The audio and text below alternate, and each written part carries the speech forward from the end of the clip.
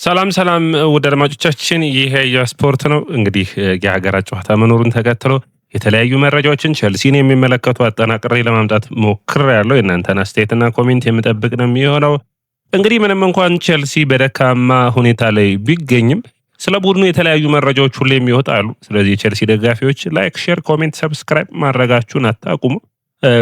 በማሸነፍም በመሸነፉ ውስጥም ስለ ቡድኑ የተለያዩ ነገሮችን መስማታችሁን መቀጠል ያለባችሁ ይመስለኛል ውድ አድማጮቻችን። ስለዚህ በዛ በኩል ትብብራችሁ እንዳይለየን። እንግዲህ የተለያዩ መረጃዎች እየወጡ ነው። አንደኛው ጆቫኒ ኩንዳን የሚመለከት ነው። ኩንዳ በጉዳት እንደወጣ የሚታስታውሱት ነው። ያለፉትን 3 ወራት በቸልሲ ማሰልጠኛ ማዕከል ውስጥ በሚገባ እያገገመ ነበር። ታዲያ በመጨረሻ እንግዲህ ተጫዋች ሙሉ በሙሉ ያገገመ ይመስላል። አሁን ወደ ስፖርቲንግ ሊዝበን ቡድኑ ለመቀላቀል አቅንቷል። ቸልሲ በዚህ ተጫዋች በጉዳት በነበረበት ወቅት ብዙ ስራዎችን ሰርቷል። አንደኛ እንግዲህ አምና የፈረመው ጆቫኒ ኩንዳ በአምና እንግዲህ በስታንዳርድ ከ18 ዓመት በታች ከነበሩ ተብሎ ያማል፣ ስቴፋ ዊሊያን እና ጆቫኒ ኩንዳ አንደኛ፣ ሁለተኛ፣ ሶስተኛ ሬት የተደረጉ አስደናቂ የማጥቃት መስመር ተጫዋቾች ነበሩ። ታዲያ ይህ ተጫዋች በእግሩ ላይ ጉዳት ተጋጋሚ እያጋጠመው ይገኛል። ታዲያ ይህ ተጫዋች አሁን ጉዳቱ ሙሉ በሙሉ ጨርሶ ወደ ስፖርቲንግ አቅንቷል። እንግዲህ ለቸልሲ ደጋፊዎች ጥሩ ዜና ሊሆን የሚችለው ለአርሰናሉ ጨዋታ የሚደርስ ከሆነ ጆቫኒ ኩንዳ አርሰናል ጋር የሚያደርጉት ጨዋታ ላይ በሚገባ የቸልሲ ደጋፊዎች ሊያዩት የሚችሉበትን እድል የሚያመጣ ይሆናል። ቸልሲ እንግዲህ በጆቫኒ ኩንዳና ስቴፋ ዊሊያን የማጥቃት ክፍል የሚቀጥለው የውድድር ዓመት አንዱ ተጠባቂ ነው የሚሆነው። ጆቫኒ ኩንዳ በተለይ የእንግሊዝ ፕሪሚየር ሊግን በሚመለከት ጉዳት ካላጋጠመው በስተቀር በአካል ብቃቱ ተፋላሚ የሆነ በሚገባ የእንግሊዝ ፕሪሚየር ሊግን ተመላላሽነት በሚገባ ማከናወን የሚችል ፍጥነቱ፣ ኢንተንሲቲው በቀላሉ ከስቴፋ ዊሊያን ቀድሞ የእንግሊዝ ፕሪሚየር ሊግን የመልመድ ብቃት ይኖረዋል ብዬ አስባለሁ። የስቴፋ ዊሊያን አስደናቂ የእግር ኳስ ችሎታው እንዳለ ሆኖ ማለት ነው። አድማጮቻችን እንግዲህ 5 ጊዜ ነው በእግሩ ላይ ጉዳት ያጋጠመው። ትንሽ እዚህ ላይ የእግር ጣቶቹ አካባቢ ነው ጉዳት ያጋጠመውና በቸልሲ ለትንሽ አሳሳቢ የሚሆን ይመስለኛል። ነገር ግን በጉዳት በነበረበት ጊዜ ጥሩ ስራን ቸልሲዎች እየሰሩ ነበር። አንደኛ ሼፍ ቀጥረው ለቡድኑ ለሱም ለሙሉ ቤተሰቡ ማለት ነው በጥሩ ሁኔታ ተጫዋቹን ሲያበስልለት ነበር፣ ቋንቋ ሲያስተምሩት ነበር። ይህ ጥሩ የነበረ ነው። እንግዲህ ቸልሲ በሁለት የግራ መስመር ተጫዋቾች ሁለቱን መስመሮች የሚያስይዝ ከሆነ ከዚህ በፊት የፋቪን የዳፍና የሮበን የ2004-5 የሚታወሰው የቸልሲ ስብስብ የጆዜ ሞሪኖ ስብስብን የሚያስታውሰን ይሆናል ብዬ አስባለሁ። እንግዲህ ስቴፋ ዊሊያን፣ ጆቫኒ ኩንዳ እንዲሁም ደግሞ መሀል ላይ ኮል ፓልመር አንዱ የሚጠበቅ ነው የሚሆነው። አሁንም ግን የቸልሲ ደጋፊዎች ጥያቄ ልምድ ያላቸው ተጫዋቾች እንደሆኑ የምታስታውሱት ነው። ወደ አድማጮቻችን ዛሬ መረጃዎችን ለማሰባሰብ ስሞክር እዛው ስፖርቲንግ ሊዝበን ሳንወጣ ማክሲማዮ አራሆ የሚባል የዩራጋይ የመስመር ተጫዋችን ቸልሲዎች እየፈለጉ ይገኛሉ። ይህ 26 ዓመት ተመላላሽ በቸልሲ ቶተንሃምና ቸልሲ የዚህ ተጫዋች ጋር የመጀመሪያ ንግግር አድርገዋል የሚል ነው። ንግግሮችን መጀመር ተጫዋቹ አቬለብል ነው ወይ ማስፈረም፣ ሁሉንም ያሉን ዝርዝሮች አይተህ ማጣራት ታካሄዳለህ እና ቸልሲ ይህንን አድርገዋል። 2 ዓመት ኮንትራቱ ላይ ቀርቧል። 2 ዓመት ኮንትራቱን ግን ለማደስ ፍቃደኛ አልሆነም። ይህንን ተከትሎ ቶተንሃምና ቸልሲ ተጫዋቹን ፈላጊ ናቸው። በውድድር ዓመቱ 6 ጎሎችና 4 አሲስቶችን አድርገዋል። 25 ሚሊዮን ዩሮ ያወጣል ተብሎ ይጠበቃል። እንግዲህ በቸልሲ ረገድ በተለይ ኳሱን ቦል ፕሮግረስ ላይ በጣም ጥሩ የተሻለ ተጫዋች ነው ተብሎ ይታመናል። ስለዚህ የተለየ ፐርፎርማንስን ያሳያል ተብሎ ይታሰባል። የግራ ተመላላሽነቱን ሊወጣ የሚችልበት እድል ይኖራል። ወደ አማካይ መስመር መሰለፍ የሚችል ነው። ከዛ ውጭ እንግዲህ ማክሲሜኔ አራሆ በጣም የሚደነቅበት የአማካኝ ስፍራውን ማገዝ የሚችል ነው። እንግዲህ ኩኩሬላ ጋር የሚያግዝ ነው የሚሆነው። ለኩኩሬላ በግራ መስመር ላይ የተሻለ ራሱ የግራ መስመር ተጫዋች የሆነ ተጫዋችን ማግኘታቸው የተለየ ብቃትን የሚያመጣ ይሆናል ተብሎ ይጠበቃል። ወደ አድማጮቻችን ባለፉት ቀናቶች በጨዋታዎች ምክንያት አንድ ያልዘገብነው መረጃ ነበረ። አሁን በድጋሚ እንግዲህ ይህንን መረጃ ላቀርብላችሁ ነው አድማጮቻችን። ይህ መረጃ ቸልሲና ሪቨር ፕሌት ስምምነትን ሊያደርጉ ነው የሚል ነው። ሪቨር ፕሌት እንግዲህ በቅርቡ የቸልሲውን ተጫዋች የሆነውን ኬንድሪክ ፓያዝ እንዳስፈረሙ ይታወሳል። 18 ወራት የውሰት ውል። ታዲያ ቸልሲና ሪቨር ፕሌት ንግግሮችን እያደረጉ ይገኛሉ። ይሄ ምንድነው? የታለንት ፓይፕላይን ለመፍጠር ነው። ቸልሲ በሚገባ ተጫዋቾችን በመመልመል ላይ የሰራ እንደሆነ ይታወቃል። ስለዚህ አንዱ የሚሆነው ቸልሲ በተለያዩ ሀገራት የተለያዩ ቡድኖች እንዲኖሩ ሲፈልግ ነበር። በብራዚል ሞክሮ አልተሳካለትም።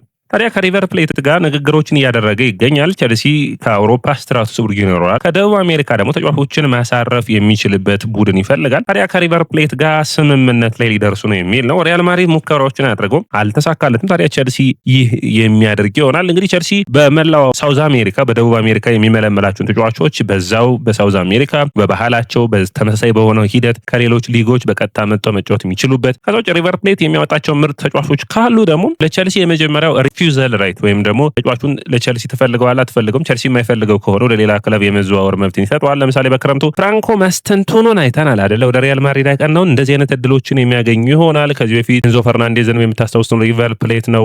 ስለዚህ ሪቨር ፕሌት በጣም የሚደነቅ የተጫዋቾች በአርጀንቲና የሚደነቅ ቡድን ነው። ታዲያ ቸልሲ ከዚህ በኩል በሚገባ መጠቀም የሚችል ይሆናል ተብሎ ይታሰባል። ታዲያ ቸልሲዎች እንግዲህ በብዙ ሁኔታዎች ይህንን ኮንትራት ለመስማማት ጥረቶችን እያደረጉ ይገኛሉ። አንድ ይህ ዝውውር ይህ ሁኔታ ለቸልሲ የተሻለ እድልን የሚያመጣ ይሆናል። በተለይ ደግሞ ቸልሲ ከ18 ዓመት በታች ታዳጊ ተጫዋቾችን ሲያስፈርም የሚያግዘው ይሆናል። ከዛ ውጭ ደግሞ በቀጥታ አውሮፓ ከሚመጡ እነዚህ ቡድኖች ውስጥ በተለይ ሪቨር ፕሌት ከአውሮፓ ከመምጣት በፊት መጫወት የሚጠበቅባቸው የአርጀንቲና ሊግ በሚገባ ፈተናዎችን የሚያሳይ ነው። እንዶኔዝ አሁን አንዱ ለምሳሌ በኢንዲፔንዳንቴ ዴልቫሌ እየተጫወተ የሚገኙ ቸልሲ ያስፈረሙ ታዳጊ እንደሆነ ይታወቃል።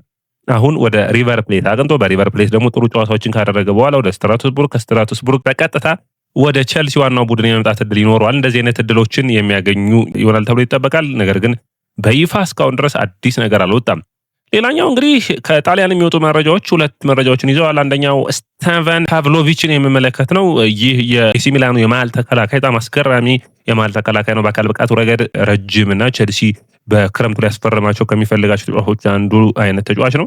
ኮንትራቱ 2 ዓመት ይቀረዋል። በውድድር ዓመቱ 4 ጎሎችን 1 አሲስት ማድረግ ችሏል። በተለይ ደግሞ በማክሲሚያኖ አሌግሪ ስር ነገር ግን ማክሲሚያኖ አሌግሪ የሚጫወቱት ያሉት ያጫወቱ 3-4-3 መሆኑ ይታወቃል። ከ60 እስከ 70 ሚሊዮን ዩሮ ይፈልጋሉ ሚላኖች። ትንሽ በዚህ ጉዳይ አሳሳቢ ይሆናል።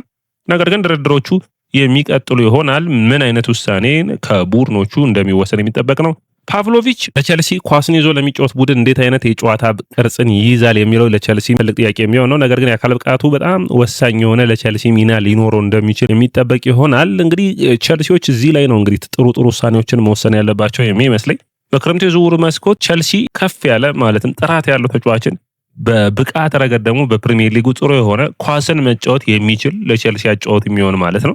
አንዳንድ ተጫዋቾች ለሎ ብሎክ ይሆናሉ፣ አንዳንድ ተጫዋቾች ደግሞ ለማጥቃት ይሆናሉ። ከዚህ በፊት በዲሳሲና በባሪያሺሊ አይነት ዝውውር ላይ የሆነው ስህተት እንዳይሳሳቱ ጥንቃቄን መውሰድ የሚጠበቅባቸው ይመስለኛል። ወደ አድማቻችን ሌላኛው መረጃ እንግዲህ ቸልሲን ይለቃሉ ተብሎ የሚጠበቁ ተጫዋቾች ይኖራሉ። ታዲያ ስማቸው እየተያዘ ነው። አንደኛው ኮኮሬላ ነው። ኮኮሬላ ባለፈው ክረምት ኮንትራቱን ሲያራዝም ደሞዝ ብቻ ነው ከፍ ያለለት። ኮንትራቱ ላይ ምንም ማራዘሚያ አላከናወነም ነበር። 2 ዓመት ኮንትራቱ ላይ ይቀረዋል። ታዲያ ይህ ተጫዋች በክረምቱ ወደ ስፔን ቡድኖች ሊያቀና ይችላል የሚሉ መረጃዎች እየወጡ ይገኛሉ። ባርሴሎና የተጫዋቹ ላይ ፍላጎት አለው። ኤንዞ ፈርናንዴዝን በሚመለከት እንግዲህ ኤንዞ አሁንም ከዓለም ዋንጫ በኋላ እንደሚወስን እየተናገረ ይገኛል። ነገር ግን አሳሳቢ የሆነው እንግዲህ ኤንዞ በቸልሲ ቤት ውስጥ መቆየት ይፈልጋል። ቸልሲ አውሮፓ ቻምፒዮንስ ሊግ ተሳትፎ ባያገኙ እንኳን ነግባሊ ኤንዞ ፈርናንዴዝን እናቆያለን የሚል ነው። እንግዲህ አንዱ በኮንትራት መስማማት ነው። ከፍተኛ ደሞዝ ሊያቀርቡለት ይችላሉ የሚሉ ሀሳቦችም አሉ። ነገር ግን ምክንያቶች አሳሳቢ ሊሆኑ የሚችሉበት እድልም እንዳለ መታሰብ ይጠበቅበታል። ውድ አድማጮቻችን እነዛ ምንድናቸው ካላችሁኝ በጨዋታ ሂደቱ ውስጥ ለቸልሲ ለውጥን ማምጣት የሚችሉ ተጫዋቾችን ቡድን ውስጥ ማቆየት ያለባቸው ይመስለኛል። እንግዲህ እዚህ ውስጥ አንዱ ኤሌት አንደርሰንን ስብስብ ውስጥ መጨመር የሚቻልበት አማራጭን ቸልሲዎች እያሰቡ ይገኛሉ። አማካይ መስመሩ ላይ የኤሌት አንደርሰን መምጣት የሚመጣ ከሆነ ነገሩ አድማጮቻችን በተለይ ደግሞ ቡድን ውስጥ ሊለቅ የሚችልና ሊሸጥ የሚችለው አንዱ ተጫዋች የሚሆነው አንድሬ ሳንቶስ ሊሆን ይችላል። አንድሬ ሳንቶስ ዩናይትድ፣ ኢንተር፣ ባየርን እየፈለጉት ይገኛሉ። ድርድሮች የሚደረግ ይሆናል። የአማካይ መስመሩ አሁንም ለውጦች ሊደረጉ ይችላሉ። አሁን ቸልሲ ምንድነው የሚሆነው እነማንን ለቆ እነማንን ያቆያል የሚል ነው አሳሳቢ ችግር የሚገጥመው ብዬ የማስበው። ሌላኛው ጃኦ ፔድሮን በሚመለከት ነው። አድማጮቻችን ጃኦ ፔድሮ የሌዋንዶቭስኪ ተተኪ በመሆን ወደ ባርሴሎና ያቀናል የሚሉ መረጃዎች እየወጡ ይገኛሉ። ነገር ግን ባርሴሎና የጃኦ ፔድሮን ቸልሲ የሚጠይቀውን ገንዘብ የመክፈል ፍላጎት አላቸው። ቸልሲ ደግሞ ተጫዋቹ ከማይነኩ ተጫዋቾች ውስጥ አንዱ ነው። ቀጣይ ውድድር ዓመት ቡድኑን ለማዋቀር የሚያስችል ነው ብለው ሙሉ በሙሉ እምነት አላቸው። አድማጮቻችን የያ ስፖርት ነው። የያ ስፖርትን ላይክ፣ ሼር፣ ኮሜንት፣ ሰብስክራይብ ማድረጋችሁን አትርሱ።